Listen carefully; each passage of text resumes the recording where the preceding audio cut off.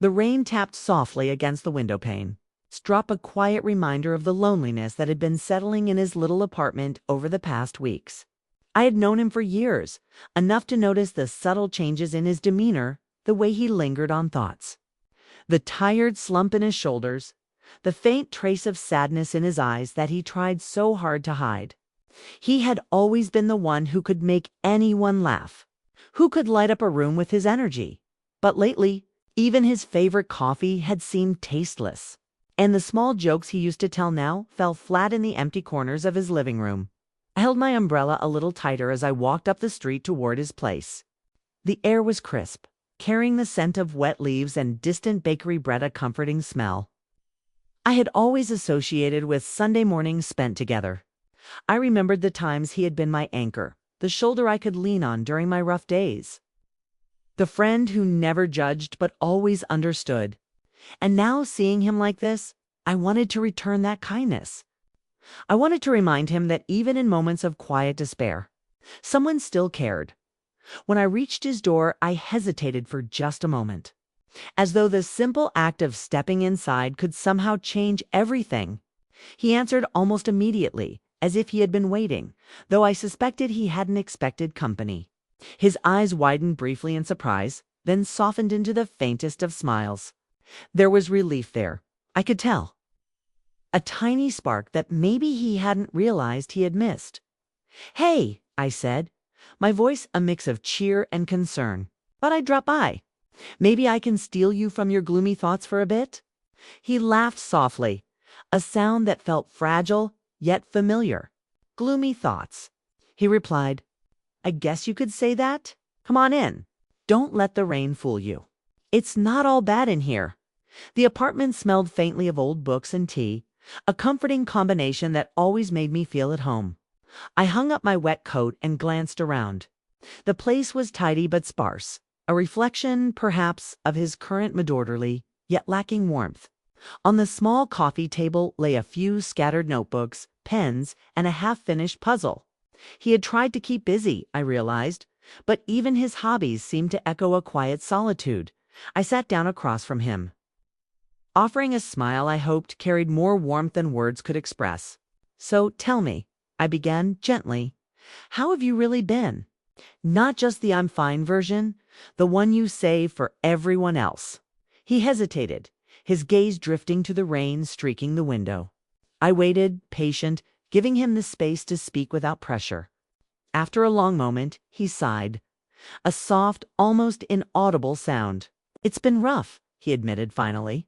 "Some days I feel like I'm just moving through life on autopilot, doing what needs to be done, but not really living. I miss something. I'm not sure what exactly, but it's there gnawing at me." I nodded, understanding more than he probably realized. I wanted to reach across the table to reassure him that this feeling wasn't permanent, that even small moments could bring back light when things felt dim. "You know," I said, keeping my tone gentle, "sometimes the smallest things can make a difference. Even just having someone to sit with you for a while, to share a laugh or a memory, can remind you that there's more out there waiting to be felt." He looked at me then, really looked, and I saw a flicker of something shift hope, perhaps, or simply the relief of being understood. The tension in his shoulders seemed to ease slightly, the shadow over his eyes lifting just enough to let a tiny spark of warmth through. I stood and moved to the kitchen, grabbing a couple of mugs. The steam rising from the hot tea seemed to fill the room with a quiet comfort, a reminder that small acts could carry great meaning. When I handed him his cup, he smiled, a genuine smile that reached his eyes, and for a moment, the apartment no longer felt empty. We spent the next few minutes in companionable silence, letting the rain drum its steady rhythm outside while the warmth inside seemed to grow. I told him stories of my day, some funny, some heartwarming, and he laughed more than I had heard in weeks. It was subtle, but the shift was real, a small light piercing through the lingering shadows. As I glanced at him, I realized that sometimes cheering someone up didn't require grand gestures or elaborate plans. Sometimes it was simply about showing up, about letting someone know they weren't alone, about being present in a way that reminded them of life's simple joys. And in that quiet, unassuming moment, I felt a connection deep and meaningful. The kind that made both of us realize that hope, no matter how faint, could always return. Little did I know, this visit would mark the beginning of something unexpected, an adventure of laughter, self-discovery, and the unspoken promise that even on the darkest days, a little kindness could spark extraordinary change. As we sipped our tea, the soft warmth seemed to ease the lingering heaviness in the room, creating a space where memories could quietly surface. I watched him cradle his mug, eyes tracing the rim as if it held answers to questions he hadn't yet asked. And in that moment, my mind drifted back to the years we had shared, the moments that had quietly woven a bond between us, one that neither time nor distance could fully unravel. I remembered the first time we had met. Years ago, in a small neighborhood library, I had been searching for a book on poetry, fumbling with titles. And he had offered a suggestion with that easy, genuine smile he still carried. There had been something in the way he spoke, warm, attentive, patient, that made a stranger's advice feel like guidance from an old friend. I smiled to myself, recalling how our conversation had stretched on for hours, meandering through books, dreams, and small personal stories we barely knew we were sharing. By the time we left, the evening sun had dipped low, casting a golden glow over the streets, and I felt as if the world had shifted just slightly, making space for something quietly meaningful. Over the years, that bond had grown in subtle, unspoken ways. Weekend walks in the park where the crunch of leaves underfoot accompanied conversations about life's uncertainties. Late-night phone calls where laughter replaced tears and tears replaced laughter, depending on the mood of the day. The small gestures, leaving notes in one another's notebooks, sharing favorite songs, remembering each other's birthdays, had built an invisible thread, delicate yet unbreakable. But alongside these fond memories, I couldn't ignore the moments that had kept us apart. There had always been hesitations, both spoken and unspoken. Circumstances, timing, and the quiet fear of disrupting a friendship that meant so much had created invisible barriers.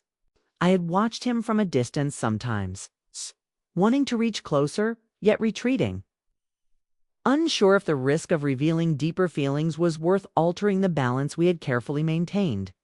And I knew he had his own hesitations, his own reasons for holding back responsibilities, past disappointments, or simply the fear of losing what we already had. I looked across the table at him now. His expression softened as he recalled a memory of his own, chuckling lightly. "Do you remember the time we got caught in that rainstorm on our way to the festival?" he asked, a nostalgic smile tugging at the corners of his mouth. I laughed, the sound filling the quiet apartment. How could I forget? We were soaked, shivering. And yet somehow we ended up sitting on that little bench under the street lamp, eating soggy sandwiches and laughing like fools. He nodded, eyes distant as he smiled. I think that was one of the first times I realized being around you makes the ordinary feel extraordinary. The words lingered in the air, unspoken feelings brushing the edges of our conversation, gentle but persistent. It was in moments like these, shared laughter, mutual understanding, quiet companionship, that the depth of our bond had always shown itself. Yet the what-ifs remained, the unvoiced desires we had carefully tucked away to preserve the comfort of friendship. I thought about the countless evenings we had spent sitting quietly, each lost in our own thoughts, yet somehow perfectly synchronized. He had always known when to speak, when to listen, when to offer a reassuring presence without forcing words. That was part of what made him so remarkable. He understood that connection wasn't always loud or dramatic. Sometimes it was simply existing side by side, sharing the same space, and letting the other feel seen without judgment. Do you ever think about what could have been? I asked softly, my voice tentative. He paused, looking at me with a mixture of surprise and contemplation. Sometimes, he admitted after a moment. But I think maybe it's not about what could have been. Maybe it's about recognizing the moments we have, right here, right now. The honesty in his words made my chest tighten. It was true, our bond had endured not because we had forced it into something it wasn't, but because we had nurtured it carefully, patiently through years of shared experience and mutual respect. And yet, beneath that patience, there was a quiet longing, a gentle ache that neither of us could entirely ignore. I remembered the small acts of care that had punctuated our friendship. The times he had shown up unexpectedly when life felt overwhelming. The notes he left that always seemed to arrive just when I needed them.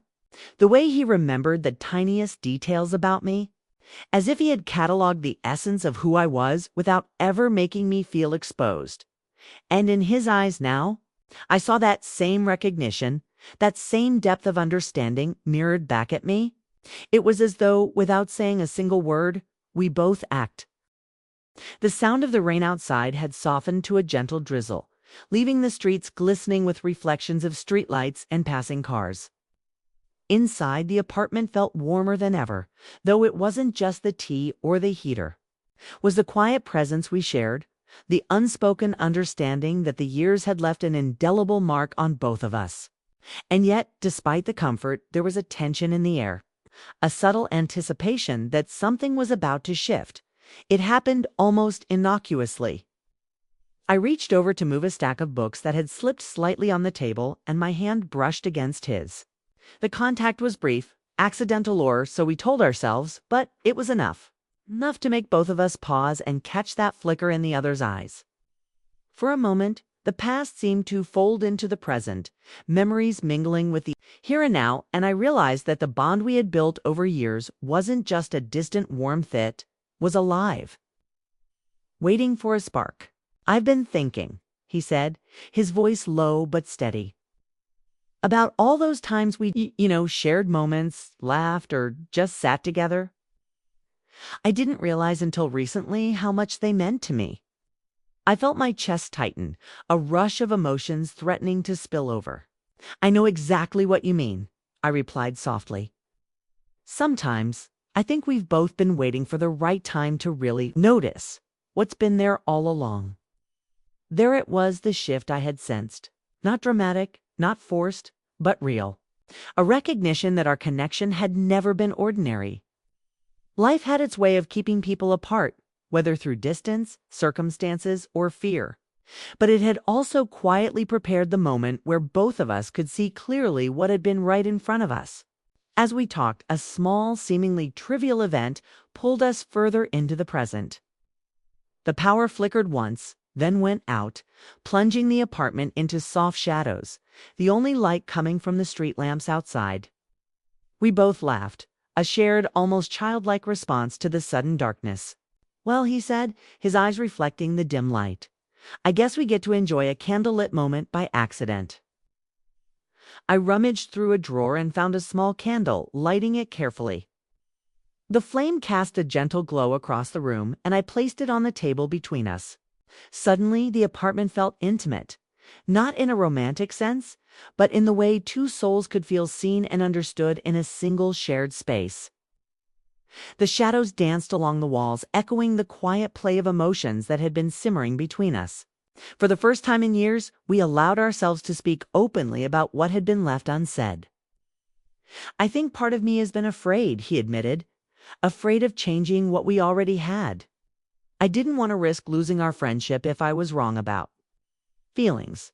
"I understand," I said, feeling the sincerity in his words resonate deeply. "I felt the same way. But maybe we've been so careful for so long that we forgot to notice the present, the life we're actually living right now." It wasn't a confession of love in the traditional sense, and yet it was far more meaningful. It was a recognition of truth, a declaration that the connection between us had grown too strong to ignore. It was in the way our hands brushed again, lingering just slightly longer this time. In the way our laughter carried warmth, instead of being merely a polite echo. In the way our silences were comfortable, filled with mutual understanding rather than uncertainty. Then, as if fate had a gentle hand guiding the moment, the power came back on. The lights flickered, bathing the room in familiar brightness. But something had changed. It wasn't the apartment, the tea, or even the books on the table lit with us. The past, the shared memories, and the small acts of care had converged. Creating a moment of clarity, he leaned back, a thoughtful smile on his face. "You know," he said, "I never realized how much we've carried with us, the little pieces of each other, tucked away over the years. And yet, here we are, still connected, still noticing each other in ways that matter." I nodded, my heart swelling with a mixture of nostalgia and hope. It feels like everything that happened before was leading to this. Not to force anything, but to make us realize how important we are to each other. The rest of the evening passed in a kind of serene revelation. We shared stories, reminisced about the awkward, funny, and poignant moments that had defined our friendship, and noticed the subtle ways we had always cared for one another. There were no dramatic gestures, no overblown declarations, just the present, tangible and real, guiding us forward. By the time I stood to leave, there was a quiet promise in the air. An unspoken understanding that this twist of fate, this small coincidental spark, had changed something fundamental. The loneliness that had haunted him, and even me in moments of longing, had eased slightly, replaced by a warmth rooted in connection, trust, and shared history. As I stepped out into the evening drizzle, umbrella in hand, I realized that life had a way of giving second chances, not always grand, sometimes subtle, but always meaningful. And for the first time in a long while, I felt that what had once seemed ordinary between us was actually extraordinary, waiting quietly to be recognized. The evening had settled into a gentle quiet, broken only by the occasional rustle of leaves outside and the soft ticking of the clock on the wall. After the small spark of connection earlier, a silence lingered between us, not uncomfortable, but heavy with the weight of things unsaid. For years we had shared laughter, memories, and even sorrow, yet there remained truths that had never been spoken, feelings we had quietly tucked away in the corners of our hearts. I watched him across the table, his profile softened by the warm glow of the lamp. There was a subtle tension in his posture, a hesitancy I knew all too well. He wanted to say something, I could tell, but the right words seemed trapped somewhere between fear and hope. I felt the same an ache in my chest that had grown stronger over the years, a longing that never demanded action but always lingered, patient yet persistent. I keep thinking, I started carefully, choosing my words as if they were fragile glass, about all the times we didn't say what we felt. How many moments we let pass because we were afraid or unsure. He glanced at me, a flicker of understanding passing across his face. "I know," he said softly, "and sometimes I wonder, what if I had been braver? What if I had told you sooner how much you mattered to me?"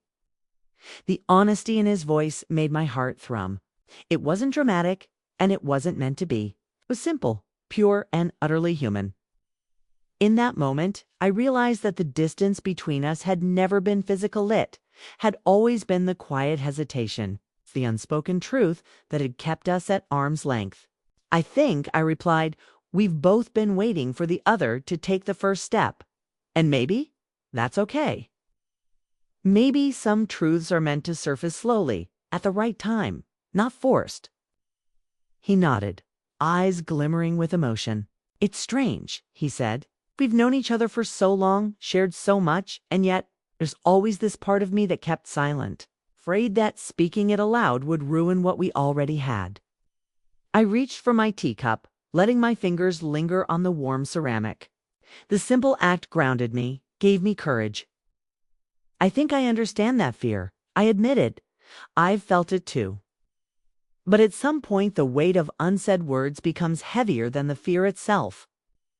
Sometimes, not saying something can hurt more than trying and risking everything." He was quiet for a moment, as if weighing my words, letting them settle into the spaces between us. Then he spoke, voice barely above a whisper. "I've always admired how patient you are. How you listen without judgment. How you notice the small things that matter most. And I've always wanted you to know that it meant more than I could ever say." My chest tightened, a mix of relief and longing washing over me. These weren't confessions of romance in the typical sense, they were acknowledgments of significance, of care that had grown over time and quietly shaped who we were to each other. Every gesture, every shared memory, every smile had been layered with meaning we had only now begun to recognize aloud. "I've always felt that too," admitted, my voice catching slightly. Even when I didn't know how to express it, or when I convinced myself it was just friendship. The truth is, it was always more than that for me, just waiting for the right moment. He leaned back, letting out a breath he didn't know he had been holding. "I think, been given that moment now," he said quietly, a faint smile tugging at the corners of his mouth. "Not because it's perfect or because everything is easy, but because we finally see it clearly. The bond we've built, the care we've shown, it's always been here, quietly, patiently." The room seemed to breathe with us, a shared rhythm of understanding and recognition. Neither of us needed to fill the silence with grand declarations. The unspoken truth had revealed itself in subtle ways, in our eyes, in our gestures. In the quiet honesty of a conversation that had waited years to happen, I realized then that longing didn't always have to be dramatic or urgent. Sometimes it was a slow burn, a gentle ache that shaped who we were and made the eventual acknowledgement all the more meaningful. And in that acknowledgement, there was hope, hope grounded in respect, trust, and the deep, abiding affection that had grown between us over countless moments. "Do you think," he asked after a pause, "that this changes everything?" I smiled softly. "It changes nothing and everything at the same time," I said. "We're still who we've always been, still the friends who've shared our lives." But the following week arrived with the first signs of spring. The rain had softened into sunshine. The air carried the faint scent of blooming flowers. And yet, inside me, there was still a quiet storm. Every moment since that evening had felt heavier, as if the air between us now carried meaning we hadn't dared to touch before. The unspoken truths were no longer hidden. They hovered between us, waiting for acknowledgement. He hadn't called in a few days, and though I tried to convince myself it was nothing, my thoughts kept drifting back to him. I replayed our conversation again and again. The sincerity in his voice, the warmth in his eyes, the relief we had both felt in finally breaking the silence. Something had shifted, something irreversible. By Saturday morning, I couldn't take the uncertainty any longer. I decided to see him not out of impatience, but because I knew that whatever this was between us deserved clarity. Waiting in silence would only let doubt creep back in. When I arrived at his door, I hesitated before knocking. I had been here countless times before, but today felt different. My hand trembled slightly, not from fear of rejection, but from the weight of what I was about to say. He opened the door almost immediately, its expression a mix of surprise and relief. "I was just thinking about you," he said, his tone gentle, almost cautious. "That's good," I replied with a faint smile, "because I've been thinking about you too." He stepped aside, motioning for me to come in. The apartment looked brighter than before, curtains open, sunlight spilling across the floor, a fresh pot of tea already brewing on the counter. It felt as though even his space had begun to heal. We sat at the same table where so many of our conversations had unfolded. But this time, the silence wasn't heavy with hesitation, was charged with expectation. He looked at me for a long moment before speaking. "I've been trying to find the right words," he said, "but I keep realizing that there's no perfect way to say what's been on my mind." "Then don't look for perfect," I said softly. "Just say what's real." He took a deep breath, his eyes searching mine. "The truth is," he began, voice low but steady, "I've spent years pretending that what I felt for you was simple, that it was friendship or comfort or gratitude. But it wasn't, it never was. You've been the constant in my life, the person who could calm my chaos just by being there. And every time I tried to bury that feeling, it found its way back." The words hung in the air, honest and unembellished. I felt my throat tighten, my eyes stinging with tears I hadn't expected. It was everything I had felt but never dared to say. I wasn't sure you felt the same. He continued, his voice trembling slightly. So I stayed quiet. I told myself it was safer that way, that losing what we already had would be worse than never knowing. But lately, I've realized that not knowing is its own kind of loss. I exhaled slowly, trying to steady my voice. Do you have any idea how long I've waited to hear that? His expression softened, surprise giving way to quiet understanding. I've cared for you in the same way, I said. For years, I told myself it was just admiration or respect or friendship, but it was always more. I just didn't want to risk saying it first. I didn't want to make things complicated. He let out a shaky laugh, part relief and part disbelief. So we were both afraid of the same thing. I nodded. Yes, and maybe that's what makes this real. We both waited, not out of indifference, but because what we have mattered too much to gamble with. For a long moment, neither of us spoke. The truth was finally out, gentle, simple, yet powerful enough to change everything. There was no dramatic music, no grand gesture, just the quiet certainty of two people finally meeting in honesty. He leaned back slightly, his shoulders relaxing as if he had been carrying this weight for years. You know, he said, smiling faintly, I don't think this changes who we are. It just gives us permission to stop pretending.